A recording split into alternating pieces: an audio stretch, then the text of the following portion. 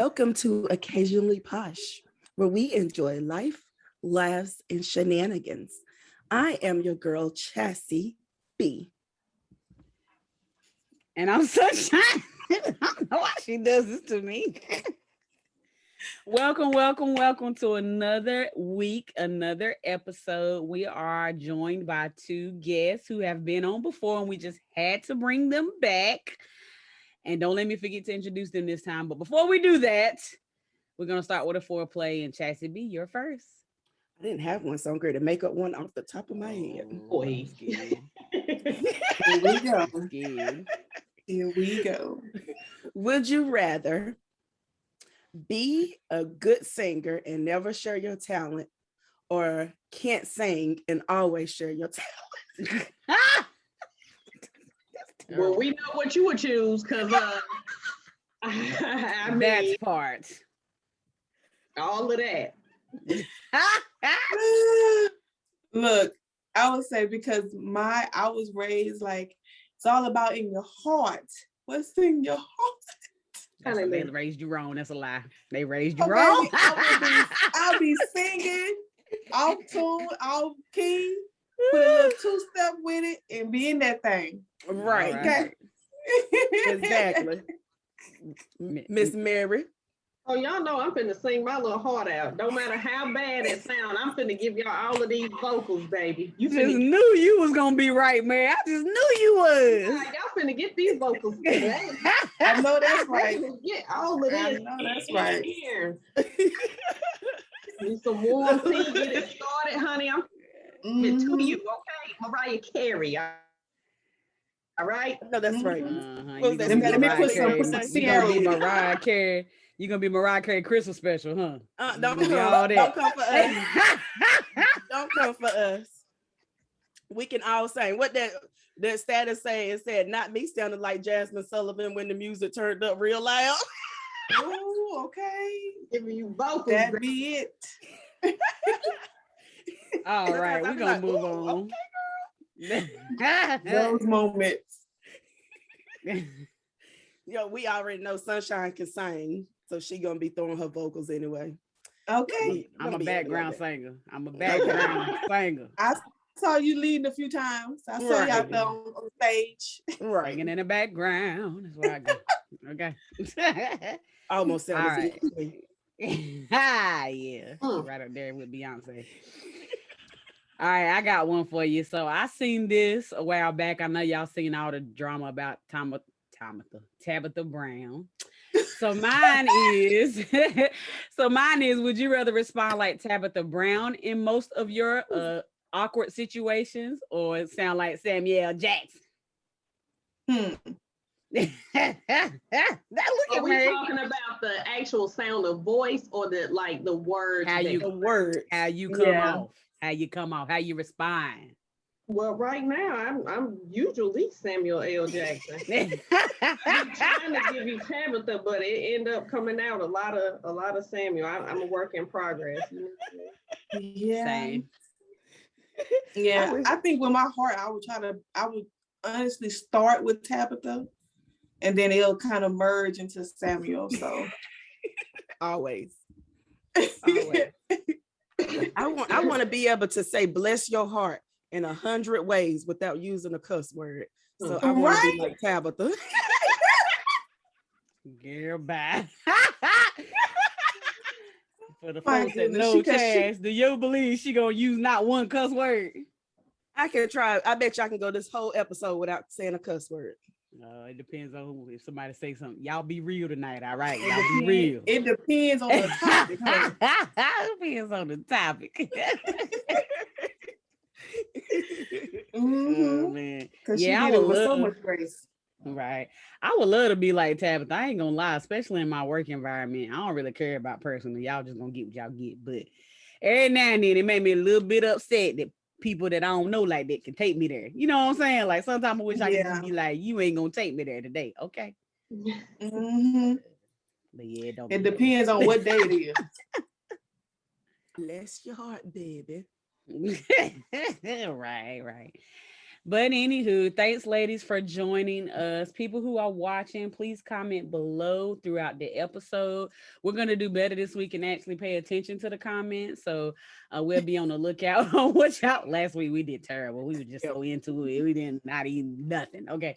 But we'll be paying attention to what you guys comment. Please comment alone, etc., etc. So we decided to bring on two guests who have been here before, and if this is your first time meeting them, we're gonna give them a chance to introduce themselves.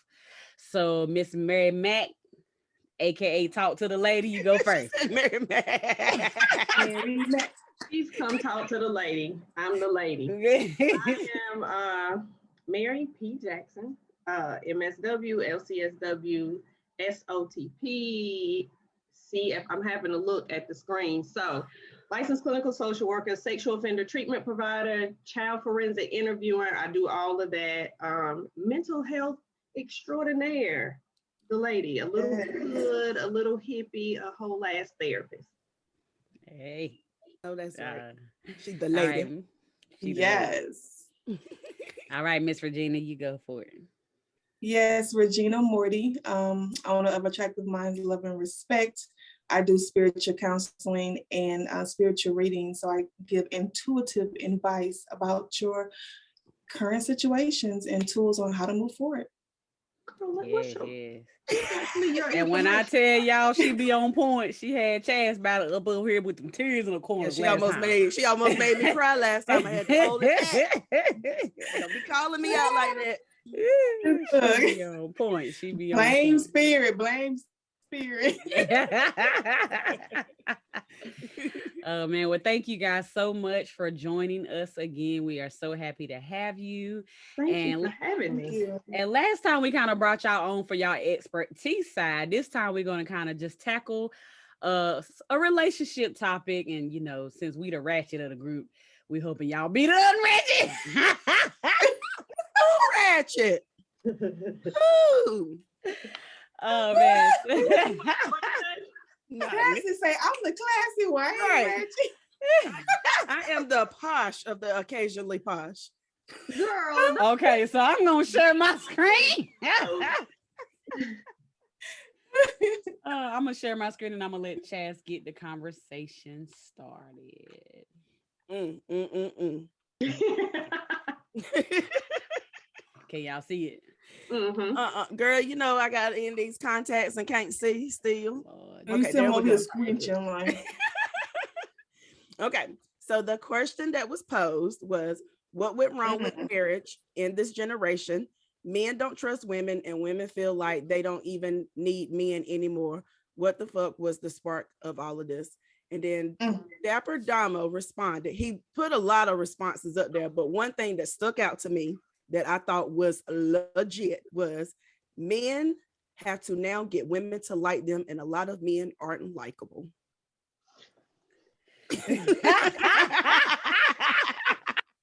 Hallelujah.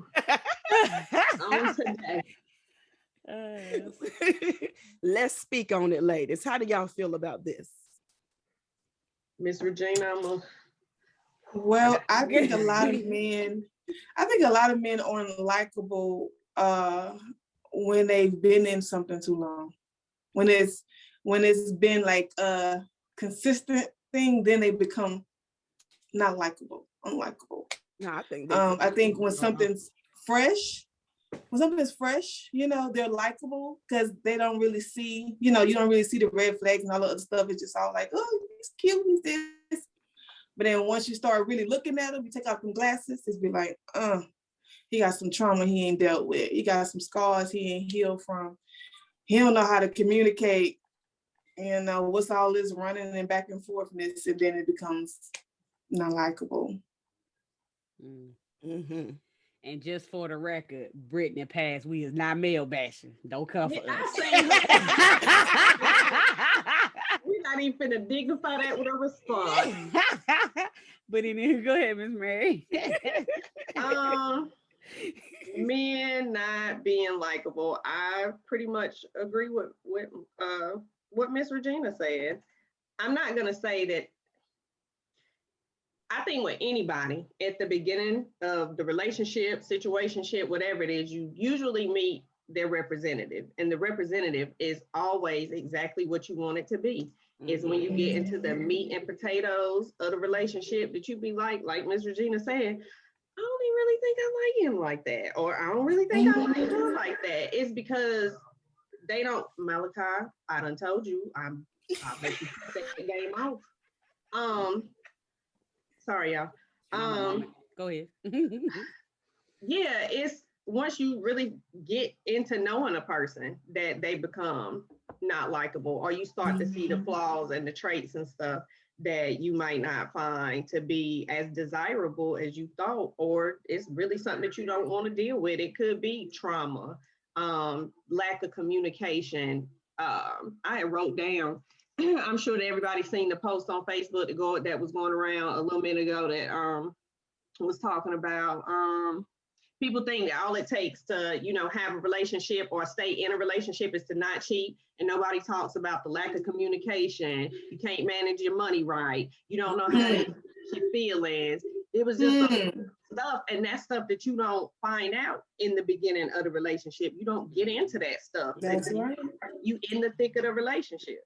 So, yeah. Right. That's right. And by that time, you in there waist deep, chest deep. In love. Okay.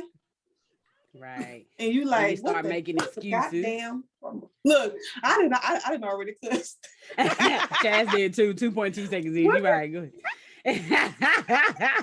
You all right. Okay. And I'm not even gonna necessarily say, Brittany, it's not even just men. It's some women that might have some traits. That's right. That you find undesirable, once you get into the relationship. It's women that don't know how to communicate. It's That's women right. that manage their money very poorly. It's women that, the sex could be bad, but in the beginning of the relationship, you with this person and you like them, and everything that you see wrong about them, you're thinking that you can fix it over time, when the hard reality of it is you really can't most times. Right. Yeah, that's right. It's a lot of and people I out think there. that's where. Go ahead. No, go ahead. I'm sorry, baby. Go ahead. No, all I was gonna say is a lot of people out there that you love but you don't like, and it shouldn't be like that. Yes, that's true. And I was gonna say that's what a lot of married couples go through. Definitely when they're in the mindset of staying together through the trials and tribulations, through those hardships, you're gonna end up not liking them. Do those rough patches, and then you're gonna have to find another switch to click, or whatever the case is, to go through the process of, okay, why did I fall in love with this person? What is it that this person has that make me want to stay here? Because you're not in the liking phase right now. Right. And some other parts of that post that I thought was interesting, we didn't really show it last week because we were just all in it. They was making me angry. That's why. But it pretty much says that, let's be honest about it, many generation of men in history have never had to get the women to like them. This is the first generation that has had to done it. It mentions that women quite literally used to need men. I ain't gonna say exactly how he said it, but regardless if they liked them or not, and now women can pretty much do what they need to do without them. And then one of it is, I don't see it right now, but he was like, you probably basing how you react on your grandfather or your people in your family, and they wasn't about nothing either. Right. So you don't even have an example of how to be likable. Yeah, that is so true. That's so true. Very, very. Everything that he listed in there has some type of merit to it, because they're talking about how our generation can't do this and can't do that, but we also aren't living in the same times as our grandparents were. And I think we talked about that before with us, as far as parenting our kids, how we can't parent our children the way that we were parented or our parents were parented, because this is a whole different time now. Women are able to have their own bank accounts now, so we don't have to, be married. You got to think, my grandparents were married in 1950 something. I think it was. My grandma was born in like 1930 something. So it was a real, real different time back then as far as what a woman could do. I grew up hearing the stories about how my grandmother was exceptionally smart. But my grandfather had told her, she had scholarships, and he told her, if you go to college, I'm not marrying you because I'm not marrying a woman that's smarter than me. She chose to get married. Wow. Give me an ultimatum. I would have said Right. bye. Well, Bye, Okay. Robert Earl.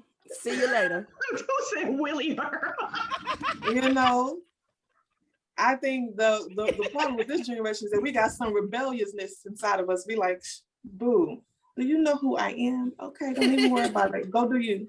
Go do you. But you know, I don't even think that it's rebellion. I think it's just like sitting down and seeing your grandparents and your great aunts and great aunts or whatever getting treated like pure trash.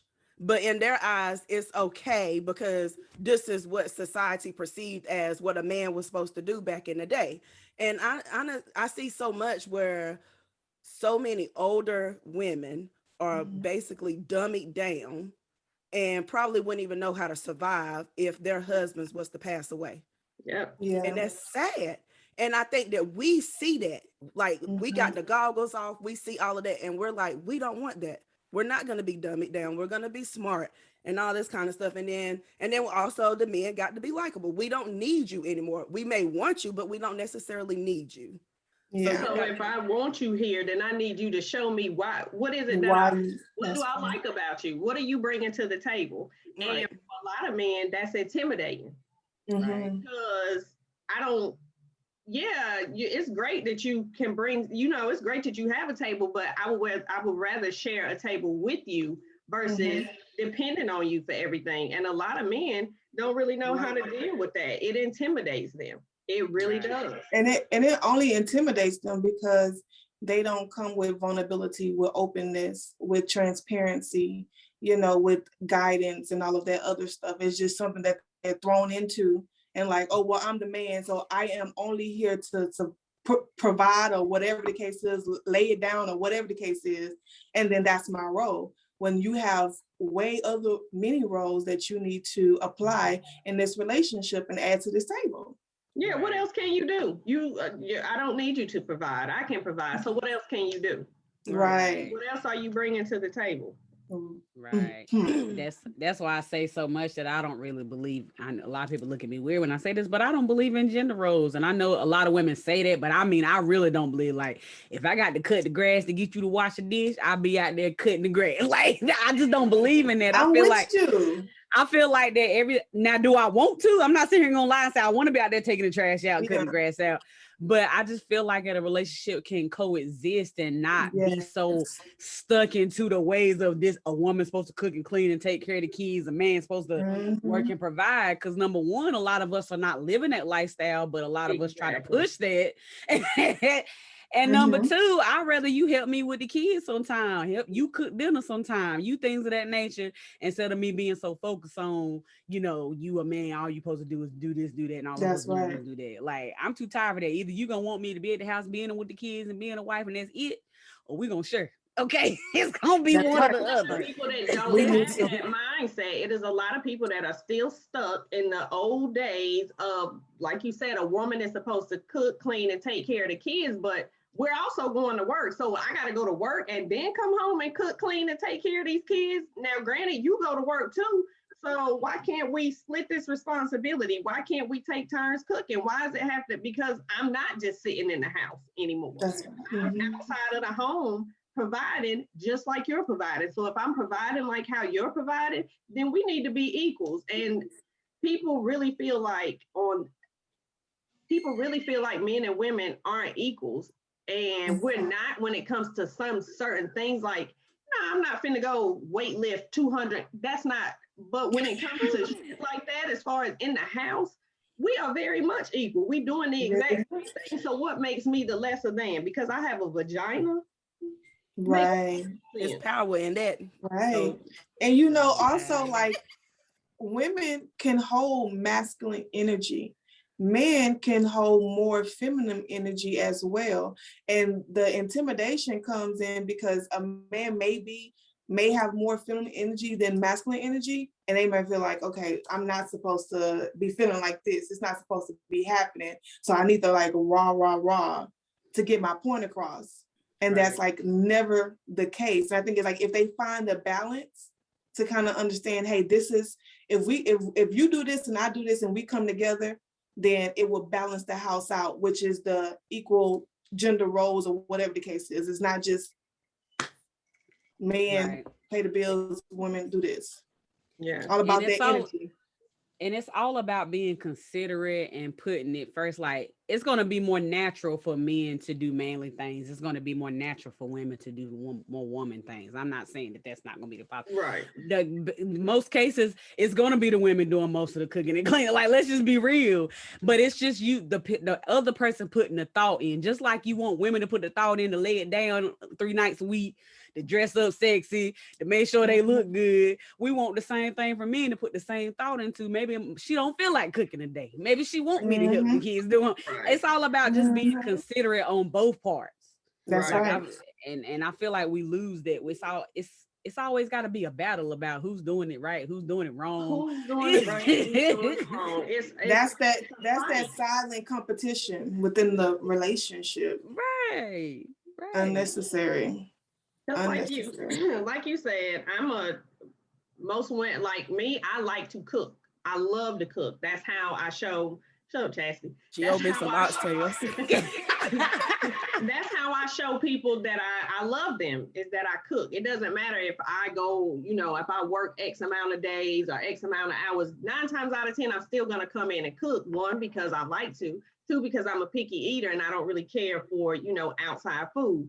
But like you said, it's still the consideration of, you done cooked 5 nights. Let me pick something up that you like, or let me cook something that I know that you like. It's just that simple. And even if somebody made that, offer, I would 9 times out of 10 still turn it down and cook, but you show me that you care and that you see what I'm out here. Exactly. Yes. Likes to cook, y'all. When me and my ex, we used to buy groceries and drop them off at her house. So so I could cook, and I'd be in there in the kitchen. Yes. That's funny. Oh man. Well, Chaz had sent a video, and I'm not gonna lie, I haven't watched it. Sent it to Chaz. Mary was the one that sent it to me. So whenever topic for the show, I immediately sent that back to her. Was like, "Girl, this is perfect. Look at this." Oh man, well, I can't wait to watch it. Everybody, they say, I want to be like my grandparents. I want to be like my grandparents. Let's be like your grandparents. Let's watch this. All right. What you say? What you say? You loved him, but what? I love him, but he loved Peggy better than he did me. Oh, Jesus. Yeah, but I love you. I'm praying for your soul to be saved. I still love you. I don't care how you treated me. I love you. Miss you, Daddy. You was a good daddy. So Just didn't know where home was on Friday, but you was a good daddy. Oh, my God. that's right. Wow. He was a good daddy. He just ain't know where home was. What you say? He loved Peggy more than he loved. Did she kill him? Is that why he there? She probably prayed on him. She said, I hope you get your soul saved. She might have did. She prayed on it. That's so sad. I mean, I know it's funny, but it's actually sad. But that is what half of the older generation, our grandparents and stuff, had to deal with. And I am sick and tired of people trying to say we can't stick together like the older generation, when the older generation shouldn't even have been together, because Papa was stepping down the street, had kids. Your friends was really probably your aunts and all that kind of stuff. Wow. Like, yeah. But back then, divorce wasn't even heard of. Like, once you got married, you couldn't get a divorce. It was back married. then. That was it. It was literally until death do you part. mm-hmm. Nowadays, divorce is like hopscotch, so it's like nothing. I feel like you should have to renew your marriage vows like every 2 to 3 years. I've been saying it when I say I'm niggerish for saying it. You have to renew every other license. Right. What if after 3 months? Do I still want to go through this? Another 2 years. Reevaluation. Sign this contract. Okay. Yes. Why not? You literally have to renew every other license.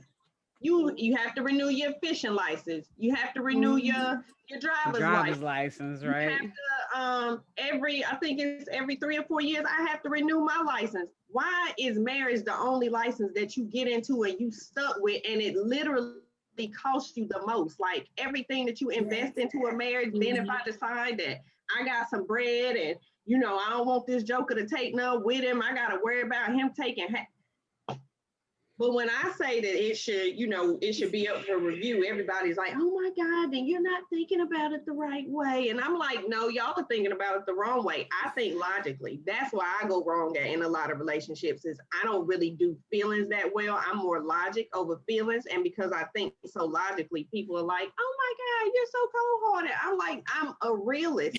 And realistically, you should be allowed to leave this shit if you don't want to be there in 3 or 4 years, and it shouldn't be no whole big to do about it. Exactly.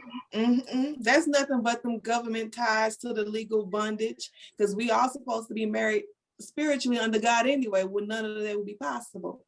Exactly. Well. All you're supposed to do is shut the room. And they'd be quick to throw that biblical stuff in there. And I'd be like, in the Bible, there was no preaching. There wasn't a whole bunch of people, your friends and family, and all the people. One day, all you had to do was jump over a broom. And we didn't have to pay all that money to get married. So stop bringing the Bible up in it. Ma'ams and sirs, I can jump over the broom at this house and tell God that I love this man and have sex with him, and we fine. At the end of the day, the government, they probably get paid for every legal bondage. And then for every divorce, they probably get paid off there too. It's all about funding. They absolutely do. You pay for a marriage license. You pay for the divorce. That money is definitely, you have to go to the courthouse to get any of that stuff done. I know, because I'd have been married and divorced. It was, to me, it was more of, thinking about the financial aspect of it when it comes to getting these licenses and stuff like that versus us really being in love. It was the hassle of the paperwork. We had to have paperwork done. We had to have paperwork to undo it. And I feel like that's how it should be, because I tell people a lot now, not my clients, because that's a whole separate thing. But in my personal life, I tell people all the time that all throughout your life, you're supposed to grow and change. Everything about you is supposed to grow and change. Everything. Your taste in food changes every 7 years. But who you love is supposed to be the absolute end. That's a lot of damn responsibility you putting on me right there. I don't know. It's a lot. It is. It is a lot. It's a lot. Life, I'm not gonna love nobody else. Yeah.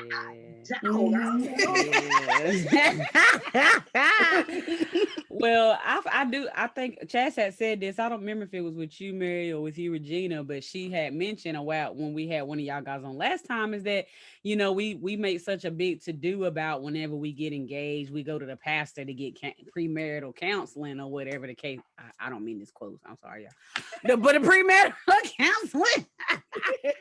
But a lot of times, people in the church communities, they believe in marriage so much. Like, could that be clouded sessions? Like, should it be required that you go to an actual therapist for premarital counseling? Someone who don't have a fight in the game, the one person who ain't gonna marry you off or whatever, to figure out if you really should be with someone, and to make sure that you actually understand what you're getting yourself into.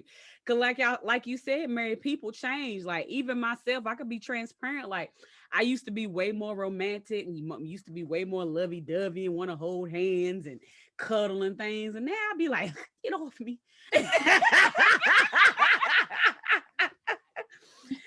and it's a struggle for me. So it's something as simple as that may sound petty or stupid, but are you equipped as a partner to handle those changes? And are you really finding that out early enough, because you're going to get these spiritual counselings, but are you really getting to the nitty gritty? Right. I think that therapy should be couples counseling. I really feel like if now, before when I've been on and we talked about the church and mental health and stuff like that, I get it that, church is the foundation for a lot of people. By no means do I knock that.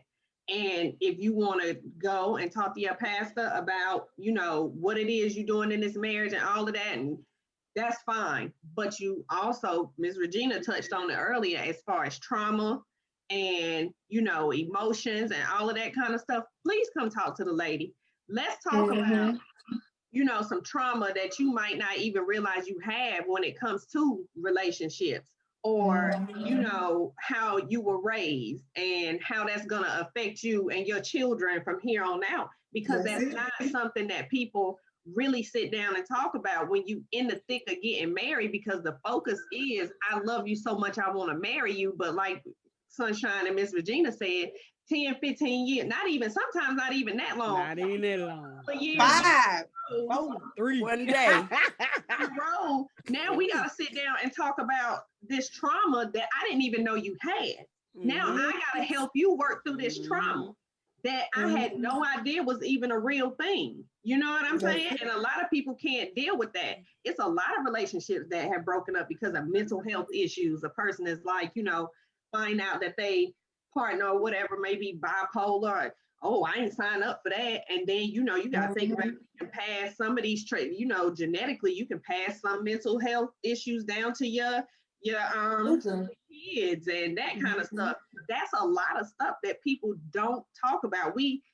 My baby boy has a sickle cell trait. So of course they say, with him having a sickle cell trait, he shouldn't be with somebody else that has sickle cell. Why is that the same, rhetoric that we have when it comes to some mental health? Let's have that conversation too, that if bipolar and schizophrenia runs in your family and it also runs in mine, then we're 9 times out of 10 going to produce a child that has this. Are we equipped to handle each other? That, in the thick of this, and are we equipped to deal with this child that we're going to have that has these mental health issues? And that goes into parenting and everything else. And nobody sits down and has these conversations until it's time for a damn divorce. Girl, you just said a whole word right there. Said a whole lot. A whole lot. Touched on all topics, okay? Like that right there makes so much sense. And you won't get that from a pastor doing therapy with a pastor, because a pastor is gonna be like, oh, he's a good guy, he comes from a good family. All about what knowing that he lying. Good man, it's a good woman. It's all about surface. Let's get into the thick of it. Let's get into the meat and potatoes of what it is that's really gonna take this relationship to work. Period. That's right. Right. And you're not going to be as honest with the pastor, because you don't want the pastor to give you a side eye about what you're doing on the side in the home or whatever outside of church. Or go home so you're gonna his wife, and his wife tells somebody in the church versus you coming to talk to me. I got confidentiality. I by law can't tell none of your business. I don't have to in that fight. I'm not gaining or losing anything by giving you. I'm not even giving you advice. I'm basically just mediating. Well, you have this concern, you have this concern. Do you have this? Do you have that? People, it's so frustrating. And if you want to be real honest about it, a lot of us in these churches is never 100% ourselves. So how are you gonna get great advice, great management, great whatever it is, if you're not being 100% yourself in the session from the get-go? We scared we gonna see them every Sunday. We don't want them judging us, blase. So you got all those things in mind when you're doing that counseling. You wasting your time at the end of the day, because you might be able to do that in that session, but you can't be not 100% yourself in no marriage, not for a long time. You might get it in the beginning, but trust me, that real you gonna come out somewhere. Just like when COVID hit, people was faking the shake until they had to be in the room with them consistently on lockdown, and then divorce shot up. They going to work and bypassing of each other. They like, wait a minute, I didn't even know this person was like this. I gotta see and look at this person every day, all day, for a whole year. I just learned he don't even really like the shower. What the world? I swear. How long you been having drawers on? Like the same amount of days you had on that bonnet. That part. Are you gonna love me if I wear my bonnet every day? You know, right? And so for some people, stuff like that is a deal breaker. It's a deal breaker because, like y'all have said, you only get what a person wants you to see. You only get in that representative. Nobody wants to get into nobody wants to be vulnerable and talk about feelings like, not these BS, I love you so much, I think you the best thing ever. Not those type of feelings. I mean, tell me what it is that you do and don't like about me. And I we talked before about kids and stuff like that, how I, advise parents to check in with their kids. I also advise people to check in their relationships. There's nothing wrong with sitting down, once a week, having a little 5-10 minute conversation about, what am I doing wrong? What am I doing right?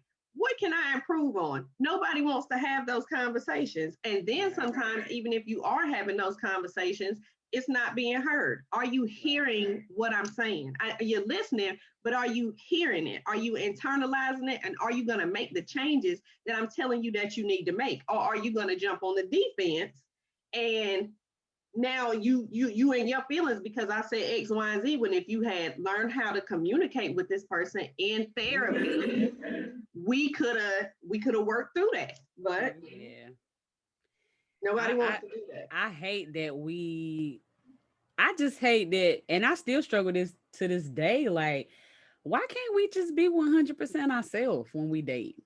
Like, why is that such a struggle? That's why I can't find nobody, because I'm 100% me. That sounds easy. What you see from me is exactly what you get. And a lot of people don't be ready for the kind of real that I am. It's intimidating. It's brash. I'm an asshole sometimes, but I also I'm a very complex person. So a lot of people don't want the complex. They want, you have this set ideal of what you think I'm supposed to be. And because you think I'm supposed to be, that's the standard, that's the pedestal that you put me on. And then when I show you that that's not who I am, it's a problem. That's why I show who I am within the first 2 weeks, baby. You're going to see this bonnet. You're going to see me without makeup on. You're going to see me, like, you're going to see some real deal shit. And I'm going to, like, you ain't going to find it out 6 months down the road. And you be like, I didn't know you look like that without your makeup on. Where that scar come from? Like, this is me. I know somebody that was married for like a year. No, they wasn't married yet. They hadn't got married yet. They was just dating. But I think it was like 6 months to a year into the relationship. And the boyfriend did not know that she wore wigs. Yes. What she was doing. Wow. She has some amazing glue. He ain't paying attention, period, though. That part. He ain't paying attention, period. He just clouded eye. Clouded eye. He didn't want to know. I just can't believe he didn't know at all. They might have been married. I don't know. I can't remember. But I remember that conversation. I was just like, how did he not know? And he didn't want to know. That part. In denial. I remember my first date. My first date, I went with no makeup and my hair was in a ponytail. Not even a cute slick down ponytail. And a dry ponytail. With a t-shirt and some jeans. A dry ponytail. It wasn't no slick or baby hair down, nothing. Just a dry ponytail. Did y'all get married? Yeah. That's what I'm agreeing to start doing too. Then. Yeah, Lord. Don't give her no ideas. In my pajamas. Don't give her no ideas, okay? That ain't me though. I ain't gonna sit here and lie. I'm one of those who she on the I see what's going on. I'm one of those who fake it till I make it for a while, and then I'll be like, all right, here I go. I ain't gonna lie. I ain't gonna lie. You thought that was all my eyebrow hair? I guess I'll take this wig off. I guess I'll take it off. I ain't gonna lie. But yeah, it's hard. It's hard being like, I don't know. It's dating it's hard. And that comes back around to the generational thing that we were talking about. We didn't have therapy like that. You know what I'm saying? No, therapy was not. So once you know better, you do better. It's just that simple. And a lot of Black folk aren't ready to sit down and talk in therapy.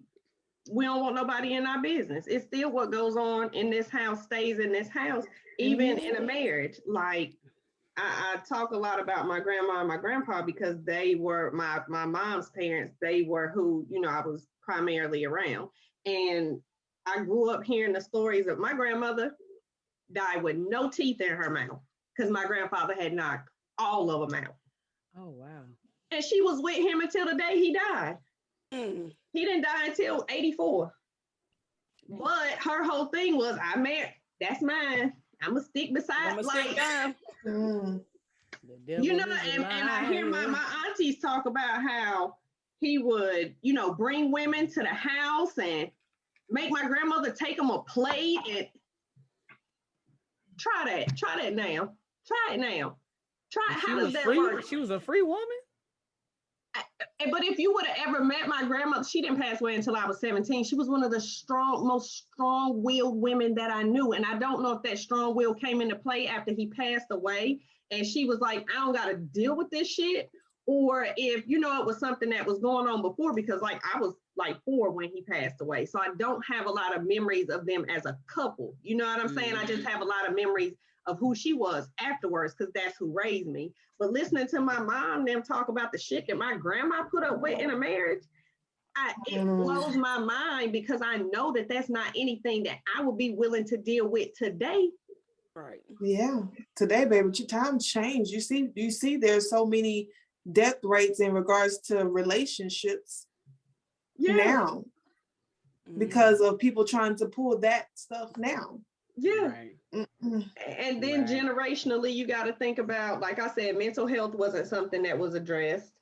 A lot of women didn't, were totally dependent on men for everything. So it was, I have to be here. Doesn't matter if I like him, I love him. And now I'm gonna stick with him, because I want my grandmother, her parents. So my grandmother's mother, who I'm named after, she died when my grandmother was like 5, right? It was my grandma, she had a sister, and I think 3 brothers. So once her mother died, her father left, took the kids to their grandpa's house one day and was like, I'm going to go get a pack of cigarettes. I'll be back. And they never seen him again. They don't know if he died. They don't know if he skipped town. 9 times out of 10, he skipped town. Oh, wow. So her mindset was, I want my kids to have something that I didn't have. I didn't have a mom and a dad growing up. And no matter how bad this relationship is, at least we're here together in this chaos. So now you don't raise your daughters in this chaos. You know what I'm saying? It's, I'm sorry. Can I do my podcast? Put yourself on mute. But I agree. Dang, I forgot what I was about to say. No, but she's definitely speaking on some major things, because I know for me with therapy, I did not do therapy for a while because it was like, what goes on in this family stays in this family. But I had to start realizing that I was not okay and I needed somebody to talk to. Right. And when I went to therapy, I felt I had to like realize, like, you're not crazy. Like, and the therapist had to tell me, you're not crazy. You just been through a lot. Right. And it's okay to breathe, to do this. And I was just like, okay. So when I went to therapy, it actually changed my life. Yeah, same. It changed my life. Kudos to your therapist. Yeah. Okay. Talk to the lady. Get out my head. Yes, because I'm listening to talk to you later. This lady, I need some assistance. And we're not ready to have those types of conversations about what really goes on. Real expectations are a thing as well. What do you really expect from me in this relationship? What do I really do in this relationship? And with those expectations, is it what's going to be a deal breaker? Where am I willing to compromise on? What are you willing to compromise on? And a lot of people lie to themselves about their expectations and about what's going to be a deal breaker. Oh no, I can deal with you only bringing in $200-$300. Oh no, I can deal with you not cooking. I can deal with you not cleaning in 2 or 3 years down the road, or not even that long. Now it's a problem. Yeah. Right. We're not being real about what we really expect in a relationship. We're still the representative. Right. That is so true. That was our last conversation about the expectations and not being talked about, not being discussed. It's so freaking important. It's like, I was talking to someone, and whenever a conversation is had between her and that person, it would be a shutdown on her. So whenever he would ask, what is it that you truly want from me? Her mind would go completely blank. Well, she wouldn't even know, like, what is it that I truly want from him? Because she became so content in the relationship to the point where she lost herself to, like, man, I don't even know what the hell I want from this guy. Never again. Never again will I ever in my life. And that's a great point. Chastity and Regina is, who are you? Right. Who are you? You got to know who you are before you can know what you want in somebody else. I've met a lot of people, even in my big age of 21. Okay. I'm still trying to figure out who I am. And that goes back to childhood trauma. A lot of stuff that I didn't have, the childhood and da-da-da-da. So now, where most, people are children at some age, you're an adult here. I'm still trying to find me. And a lot of people are not real about who they are. You have to know who you are before you can go and sit in front of somebody else and tell them what you want from them. Right. Yes, you gonna absolutely. tell me something about me when you don't even know who the hell you is. Right. And that was mentioned last week when we had this discussion that so many people are dating before they ready. Like, you trying to fix yourself and learn yourself and get a partner at the same time, and it's not possible. Partner. So it's now not possible. How? No thanks. No like thanks. I said, that was one of my issues. Was I was jumping from relationship to relationship to relationship, and I had no business doing that. I should have sat my tail down somewhere out here being grown. But but then I was sitting, I was wondering, I was like, why do I keep getting my heart broken, or why am I breaking other people's hearts? And it was because I wasn't ready. And I wasn't taking the time back to get to know me, get to love me, recenter myself. And I'm just boom, boom, boom, boom, boom. You trying to fill a void where nobody else can feel but you. Right. That's it. Yeah. Right. That's it. Well, I'm looking at the comments, and I just want to mention her right quick. Linda Woods, I guess she commented this earlier. She said, I ain't equipped. Most of them is bipolar without a diagnosis. Amen. Yes, that part. and Alicia Green, I hope I said your name right. She said, first you have to know what you really want to be able to give someone someone else what they need and want. And that is so... Yes, cousin. I just said that, girl. Hey, girl. And it's so true. But like I said, we at the end of the day, a lot of us, when we're dating, we're looking for somebody else to fill in what we don't have. And reality is, you really need all that filled in before you get somebody else in the mix. Yeah. Nobody else. You should never depend on somebody else for your happiness.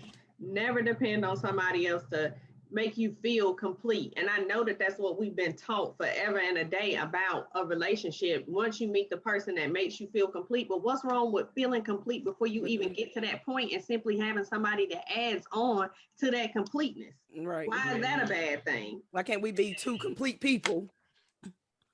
Why can't we come together as a whole and build something off of that foundation? Why do I need to make...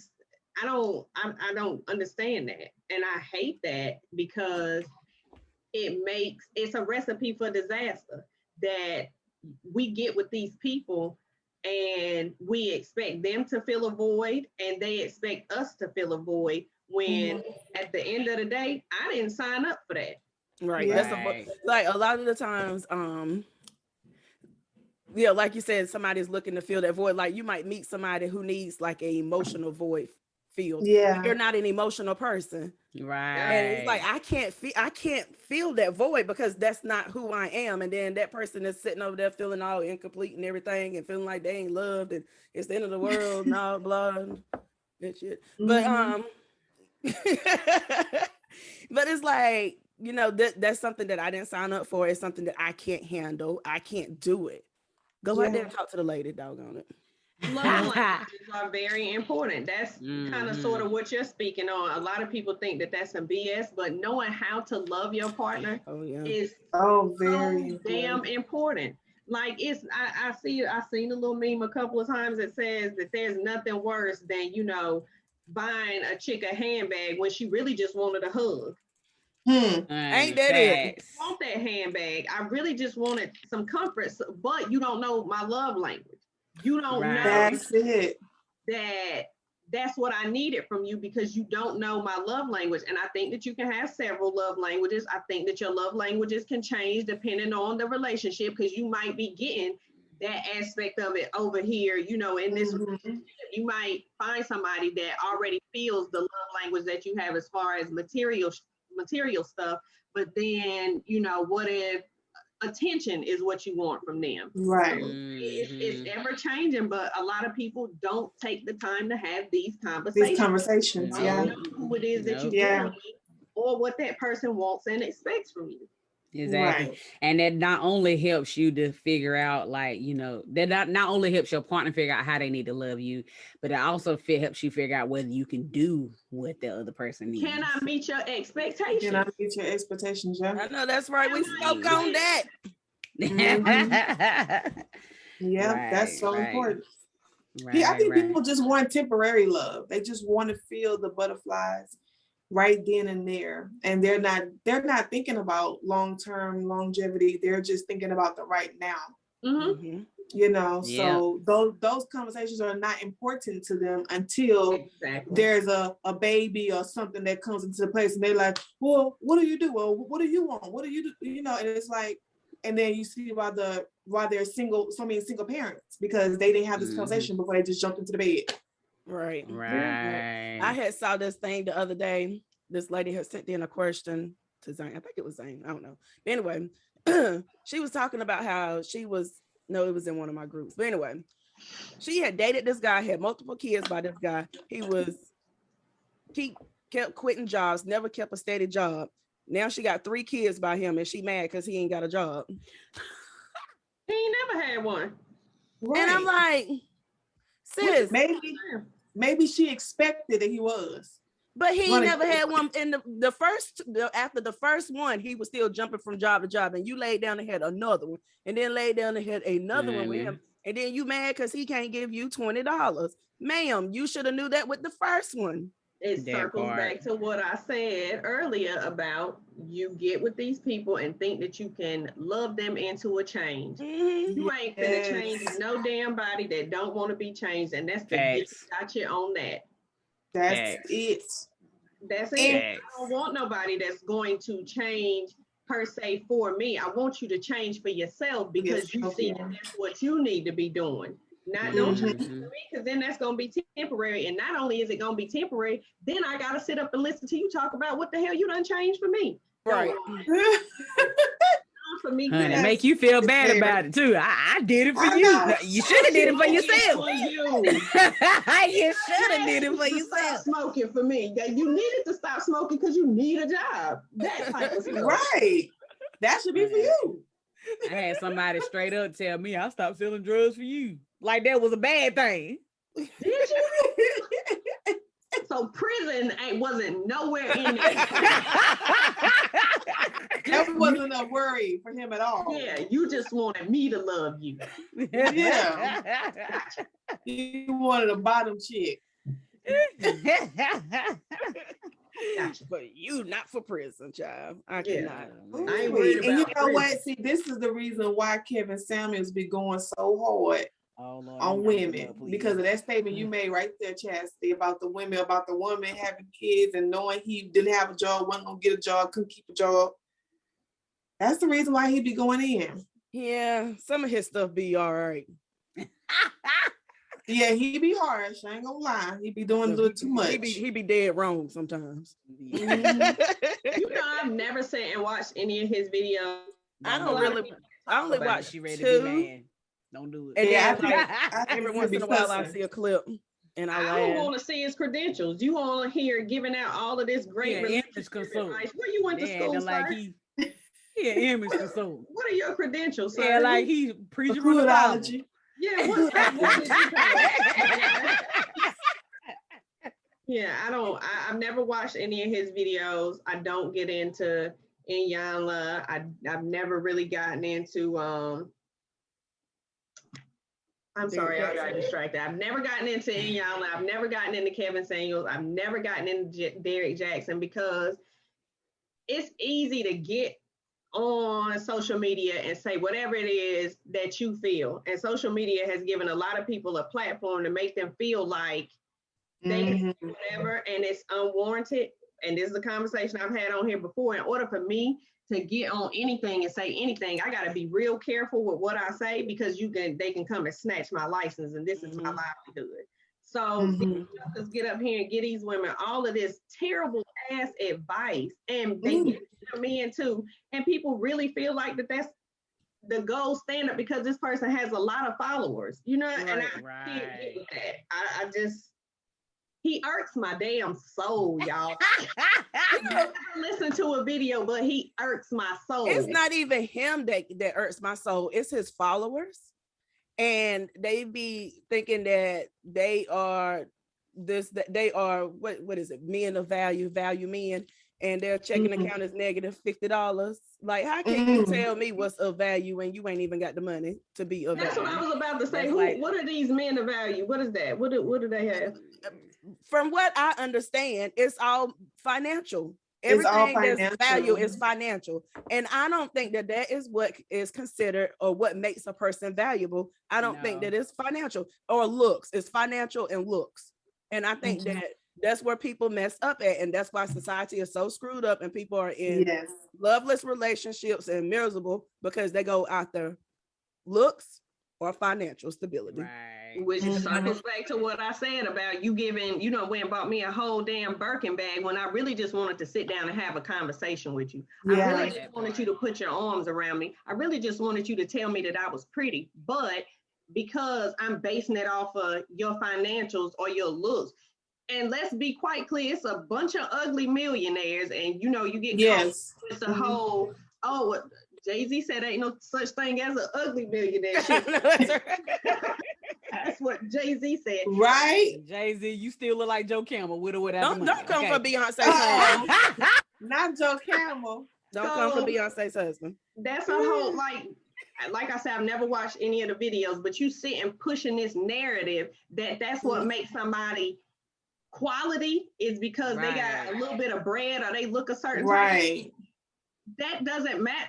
It doesn't matter if you're going to give me all of this stuff if I want emotions. Right. It means nothing to me. So I'm stuck in a relationship. Money is not going to really get you through a hard, right. Money is not going to get you through a hard emotional time. That's point right. Blank, period. Like, it's not. I mean, it will help you escape, but it won't help you get through it. Look at you. I like what's going in these gyms today.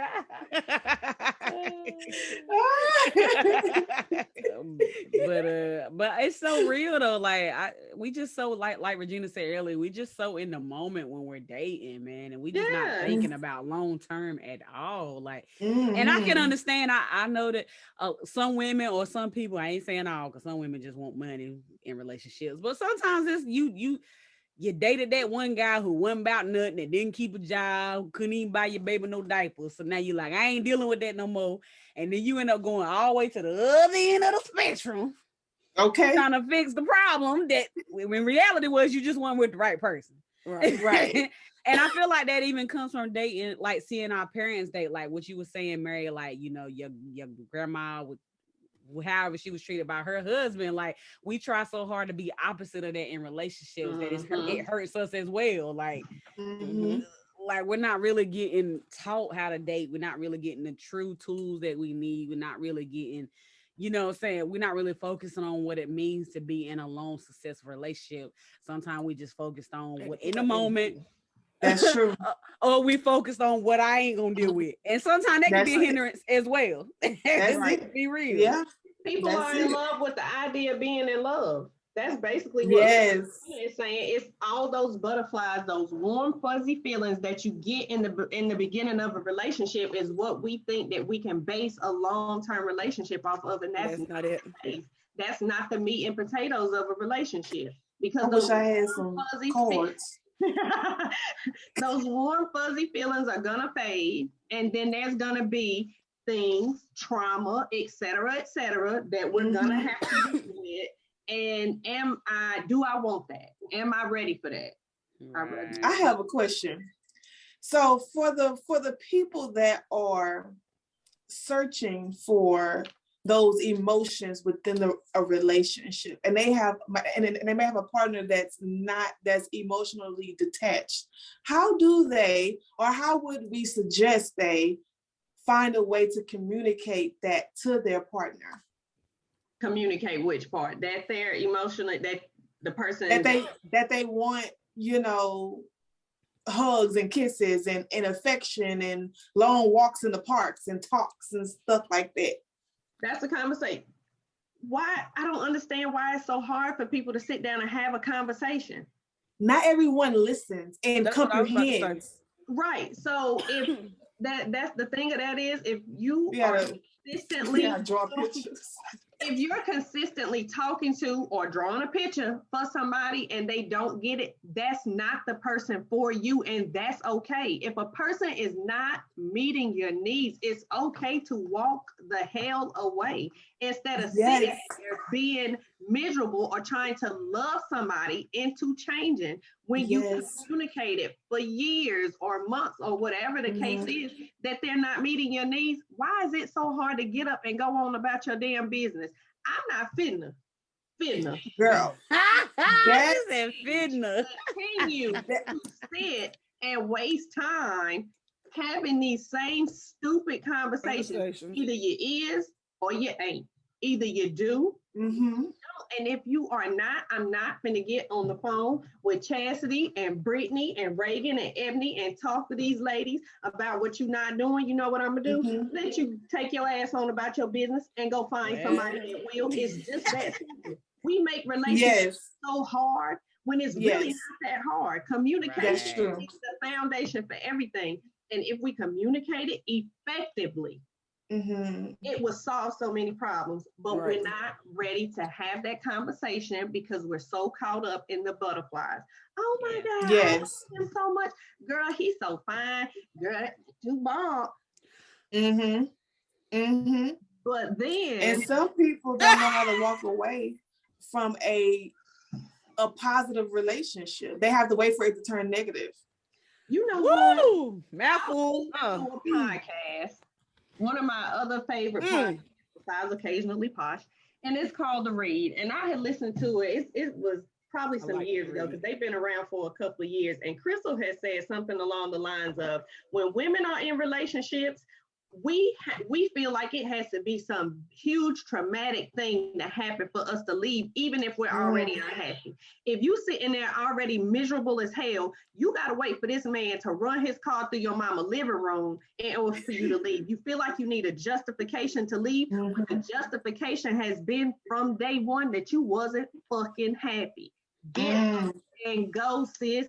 If you're not happy, leave. You don't have to wait for anything traumatic or dramatic to happen. You ain't doing nothing but you disservicing yourself. You're doing a great service to the relationship. What's the benefit in that? What's the gain in sitting there being so unhappy in a relationship? What, to say that you're in a relationship? Yes, that's it. You'd be surprised though. You'd be surprised how many women that will not leave a relationship because something negative hasn't happened and they're unhappy. They're like, I'm not happy, but I guess I'll just see how things go along. I'm not happy, but he's a good dude. Right. He's still a good dude, but I ain't happy. Well, he do this, but I ain't happy. He do that, but I ain't happy. If you're not happy, there needs to be no other justification for you to leave that relationship other than the fact that you unhappy. Period. Because I wasn't happy and he was a good dude, and I kept praying for him for signs, and then God kept giving me little bitty signs, but the signs weren't big enough for me. And I kept saying, I need another sign. I need another sign. I need another sign. And then each time it got bigger and bigger and bigger and bigger. But the whole time that I was asking for those signs, I was also hurting him because I wasn't happy. So I was cheating. And too wrong, don't make it right. so, and then it came down to a big mess. Like, I'm just gonna be honest, it came down to a big mess, and that's why I said I would never, ever, ever lose myself again and be stuck somewhere where I don't want to be. I would never do that again. Yes to that. Yes. And to let that. the church say, I say, and amen. Amen. Amen. Oh man, well, I would love to keep going because this is so good. But can y'all believe we are already an hour and 7 minutes in? It went by a whole timer. Wait, did we so did we fast. answer all the questions? Well, it was just more of a conversation versus questions. But I do want to point out, Alicia said that I'd rather you slap me with the truth. Kiss me with the lie, which is so true. But a lot of people say that and they don't be ready for the truth. A lot of people will come. Sometimes it don't even be, I got to tell you the truth. You see exactly who I am, but you're hoping that you can love me into something else. I'm showing you exactly who I am. And you're like, well,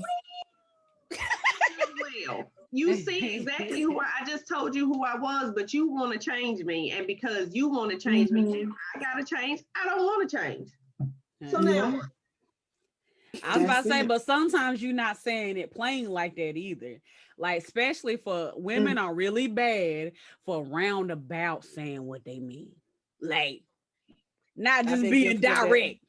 You know what I'm saying? Not just being direct about it. Like, we said in a roundabout way, and then we expect men to know exactly what we want. I've been guilty. That's not reality. But I've also been straightforward. And guess what? He still stayed and was trying to fix what couldn't be fixed. Yeah. But at that point, that was on him, not you. Right. And then I've also beat around the bush and was hoping that he figured it out. And I was like, he'll never figure this clue out, even though 1 + 1 = 2. But he do mystery van because he needs some clues. He doesn't get it. Oh man. Well, before we go, I want to share one more thing. The men, when we had the men on our podcast or whatever, and we was talking about how men approach you when they trying to holler at you or whatever, and Chad's like, she can't stand when people come up to you and say, hey girl, how you doing? Or hey mom, whatever the case may be. Okay. So I had seen this post because the men that was on our podcast said sometimes it depends on how they look. How women respond. So I wanted to get you guys' opinion on this because I seen this wonderful post about flirting versus harassment, and they both said the same thing. Hey, that dress looks sexy on you, girl, but the guy on the left we thought is flirting, and the guy on the right we think is harassment. Do you think this is true or false? It's absolutely true. Yeah. I hate when people, and this is a conversation I had with somebody like day before yesterday, is I hate the whole, I don't care about looks. I care about the personality. Stop lying, bro. You see a person's looks before you don't know their personality. You know what this person looks like. You have to base it off looks. Have we all dated somebody ugly? Yes. But maybe absolutely they were ugly when they came up to us, but they sat and had a conversation and we started feeling that person. But we knew that joker was ugly, period, point blank. So it definitely depends on what a person look like. Because the heavier set gentleman, you slide off in my inbox, I would want to know what made you feel like. What made you Look, I'm gonna say thank you because you never know. A spirit might just send him to just boost my little ego that day. Yeah, I'm always say Good thank you, and point. I'm also screenshot it, send it to my friends, and be like, girl, Girl, he You tried. better it, be girl, he real, tried. man. You better be real in these Right. streets. Ain't that what we do though? That's what we do. girl, Be like, look at this I shit. put a Look at this. screenshot. Girl, look at this. The audacity. It's the audacity for me, honey. It's always the audacity. Yes. Yeah. So That is look, too funny. matter. Absolutely. So Absolutely. yeah, looks I not- definitely agree that that does happen. I mean, if I said that it wouldn't, then I'll be sitting here lying. I do feel like women could do better with the approach. What do you mean? with being receptive, you mean? No. I mean with how we respond to it. Yeah. Like big guy come to us.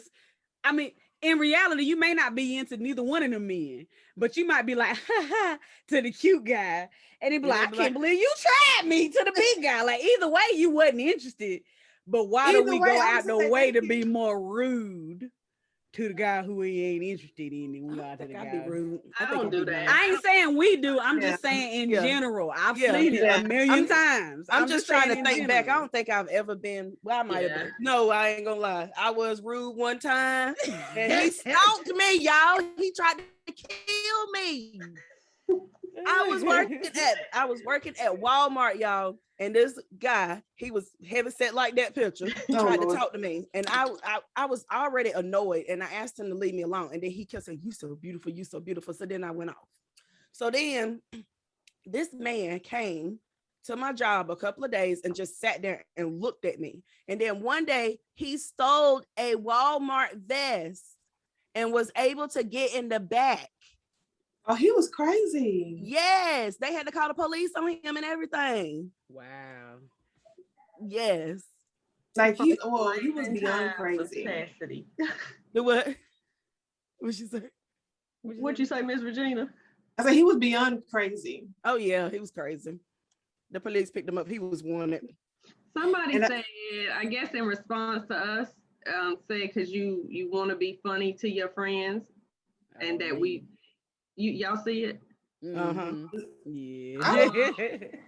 No, I've never been outwardly rude to anybody. Like I said, not in my inbox, not in my DMs, not in person. It's always gonna be thank you, because I mean, I'm like Miss Regina said, I'm humble. You know what I'm saying? I appreciate the compliment, but if you in my inbox doing a lot, I'm going to screenshot you, and I'm going to seen it right now. So when you watch this, you'll know. If you slide off in my inbox and doing the most, I'm going to screenshot you, and me and my friends are going to cackle at you for doing the most. And that's just that. Because you know when you get off in somebody's inbox and you doing too damn much. It's a real difference. I've had a guy cuss me out.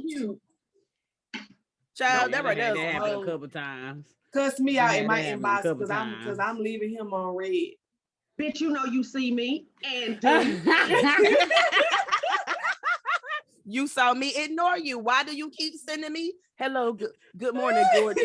Hello, beautiful. Hey, pretty. Leave me alone. Right. Like I'm trying to be nice and not respond because I'm not interested. Leave me alone. Well, Mr. Booth, who said typically I can get a read just by smiling and saying hello, it will tell me if you want to be bothered or not. Kudos That's to true. you for being able to read social cues, but there are a lot of people that are not able That to don't. read social cues. Like Miss That Regina don't. just said, a social cue would be if I'm leaving you on red, but you didn't take the social cue, and now you're still in my inbox, and now I'm getting cussed out because you didn't take the social cue that I don't want to be bothered. Right. How many of us, raise your hand, if you've been out somewhere and a man has tried to talk to you and you were not receptive to it, and you done got cussed out, called, bitch, you ain't that cute anyway, Right. blase, blase, blah. So, yeah. Black ugly bitch is what they usually say. Honey, You fast. wasn't that cute, but I was cute enough for you to come over here and try to holler at me. Right. That part. Get your word. That's their insecurity. So then I turn around and I say, I could spill all your business out, but spirit gonna punish me if I do so. So leave me alone. But it goes both ways. So I'm gonna tell you about all the childhood trauma that made you feel like you. Oh Lord, she ain't gonna analyze you. She gonna analyze you. That's it right there. That's it. Your mama didn't hug you. What happened? You want to That's talk? it. Wow. What happened? Grab them by the bowl.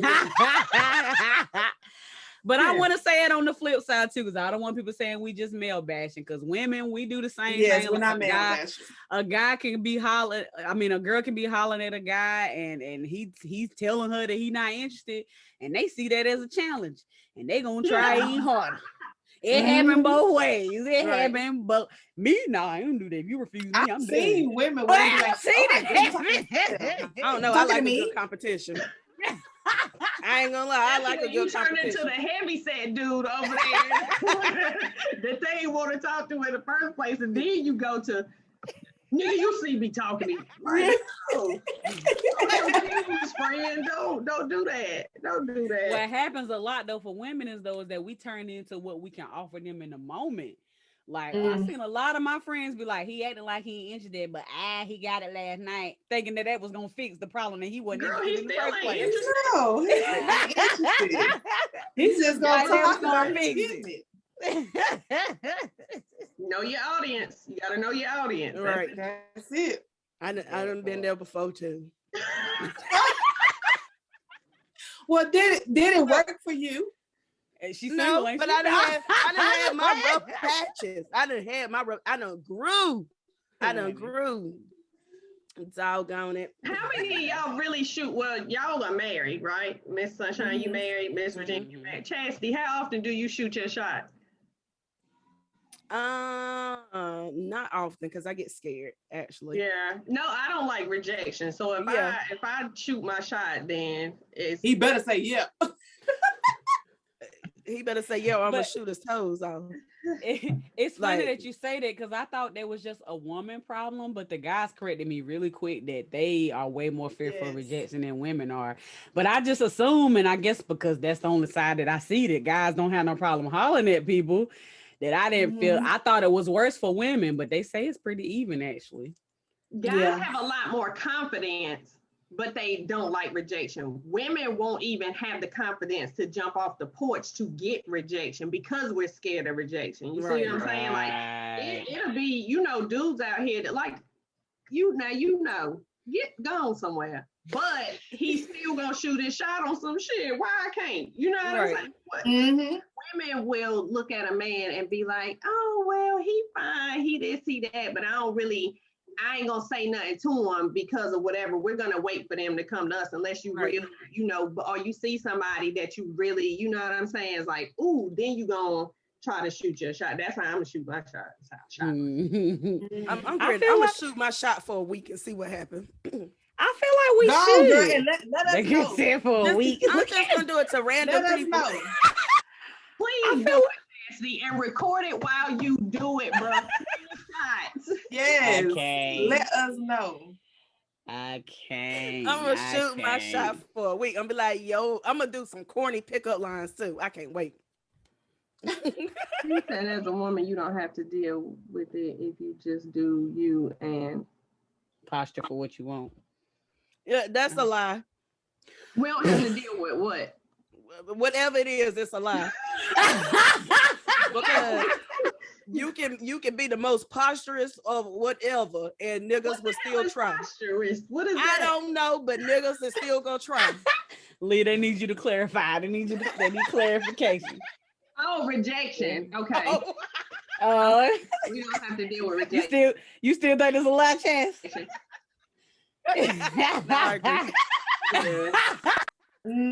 That's funny. You came straight off the top with it. Right, it's a lie.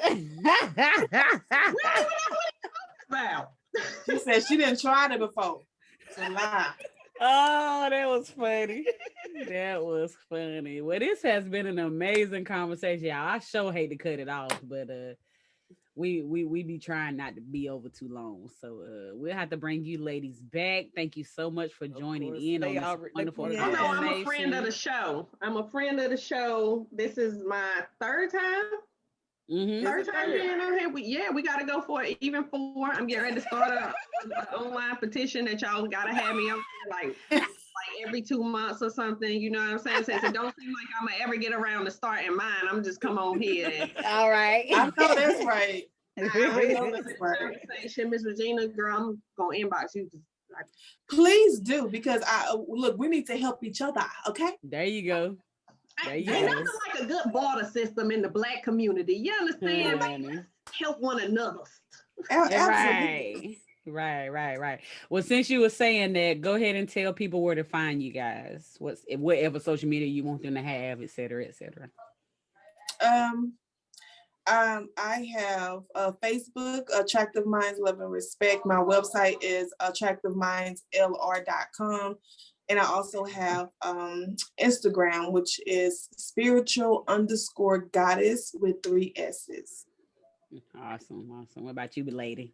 I have a personal and a professional page. I'm going to give you all my professional page because you will not get on my personal page and go tell my boss lady, Nathaniel, okay? All right, Nathaniel. Professionally, it is Mary Jackson on Facebook. On Instagram, I am as a clinician. I do like to put my business phone number out there just for therapy purposes. If you need help, you need a referral, anything is 336-663-2751. Again, I am Mary P. Jackson, MSW, LCSW, and all the other stuff that you see up there on the screen. That's me. Awesome. Well, thank you, ladies, again. Y'all don't go anywhere just yet. But we'll definitely continue this conversation. Thanks everyone who tuned in. Please do us a favor. Go to Occasionally Posh on Facebook and like us, share our content, join in on the conversations that we are having. You can also subscribe to us on YouTube. We do have an Instagram page as well. And all of our podcasts are available on most audio podcast platforms. And give us some Apple, 5 stars on Apple, y'all. Give us some 5 stars. Even if you don't really like us, do it now. Right. I can do it. I mean, I can do it. So if you that are watching can think of any topics you would like us to cover. Also, if you are someone who you think would be a great host on our show as well, you can always reach us on our Facebook or Instagram, or you can email us at occasionallyposh@gmail.com. So thank you for tuning in again, and we will see you next time. Bye. Next topic needs to be about sex. yes. Bye.